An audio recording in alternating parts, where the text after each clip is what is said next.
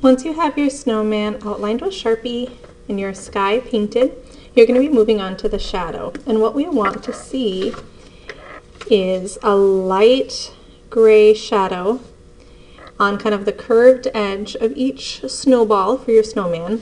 We're also going to show a cast snowman, a cast shadow on the surface of the snow. The way we're going to get that light gray is we're going to use just some leftover black watercolor paint. You really don't need very much. You're going to use a wet brush and just tiptoe into the paint and paint a nice backward C. If your paint gets too dark, like this looks almost black, what I can quickly do is add a little bit more water and use the water to lighten that up and make the paint a little more transparent, a little more see-through. And again, we want that backwards C shape. It's almost like a banana shape. And on a sphere, like a snowball, the shadow that helps make that look 3D is this curved shape. On a flat object, that shadow would be flat. But on a curved object, it's nice and curved to show the dimension, the 3D quality of those circles. To get my cast shadow, this snowman's a little different because I actually have feet. So, let's see, that makes it a little bit trickier. But what I'll do is lightly fill in kind of that foot shape, and I want it to go at a diagonal. Our light's coming from this side. So my shadow is going to go this direction, and again, we want that to be a nice light gray.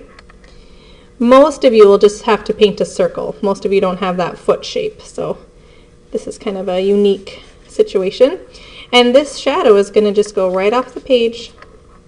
I'm going to use water to spread out that paint. It was starting to get a little bit darker than I wanted it to. And then I would be done. The next thing you're going to be doing is you're going to be filling in the scarf, the hat, the mittens, and the sticks with color. And when you are choosing colors for those, you can have, kind of a matching set, like this one. Here's another one, similar colors that match. But any colors are fine. You can color them in really any way that you want to. I'm going to start with the stick, and I'm going to work on this side because that shadow is still a little bit wet. And if I color on top of that wet shadow, this brown is going to end up leaking in to that shadow. So I'll color my sticks. I'll also work on the mitten on this side. That's a nice dry space to work. I'm going to color around my polka dots first. And then I'll fill those polka dots in with another color.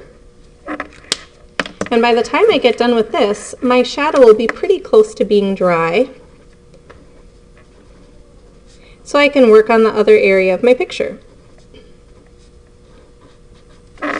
You can also color in the buttons, because those are in a dry area of your picture. I'm putting my snowman sideways though, just so my hand doesn't rest against that wet paint. Also, to avoid it, I could turn it upside down and have a clear access to my hat. That way, again, I don't have to worry about smearing my shadow. If there's a lot of paint on your paper, if it's really wet or little puddles of water, you don't want to lift it up. I'm trying to keep mine really flat. That way, those puddles of water won't drip down my paper. So again, wait for those areas of shadow to dry, and then work on coloring your snowman with any of your chosen colors.